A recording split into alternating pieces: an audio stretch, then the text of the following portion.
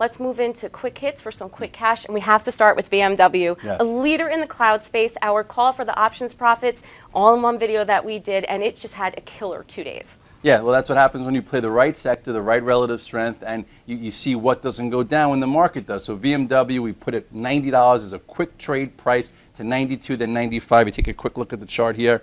It happened in 2 days, unbelievable. This was the buy point, went right to resistance. I think it could pause here. It has higher prices in the future, but at 95, if you're in more than a tier 1 or tier 2, get down to something you could hold, and then if it goes sideways, 95 will be your next initiation buy for at least a hundo. Right, and even with our options play, we did a time spread on it where we have a range between 90 and 95 just to make sure that we've hedged that position properly. For those of you that are looking a little bit more out, I believe we went out over to January Expo.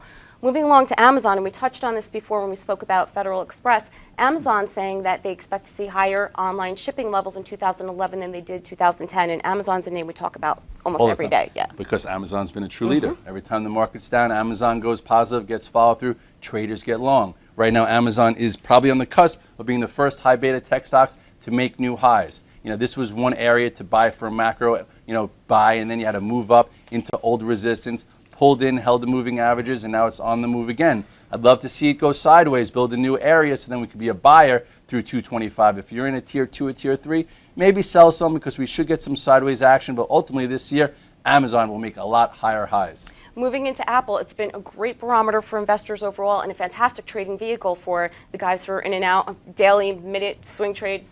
You name it, you make money with Apple. And we it was like 2 weeks ago, we were in here pounding the table for no one to get emotional when Steve Jobs stepped down. We've had a lot of good emails thanking us for them to add there. At this particular point, we're almost back to new highs. Apple broke through another level yesterday. It didn't get a lot of traction, but you know what? It's on its third day.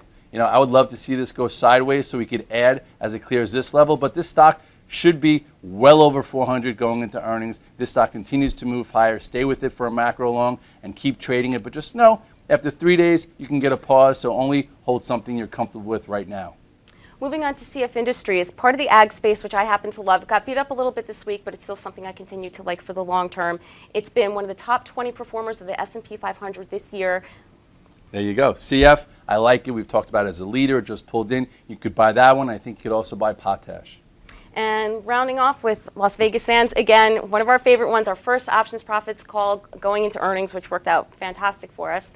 Yeah, and then the market got pressured. It came in. It's still in this really big 10-month channel. It tried to break above 48. It's been playing with that level. I think you can continue to trade around it, but hold the position because this stock also should be at new highs this year. So for our quick hits, we're looking at VMW, Apple, CF Industries, Las Vegas Sands, and Amazon.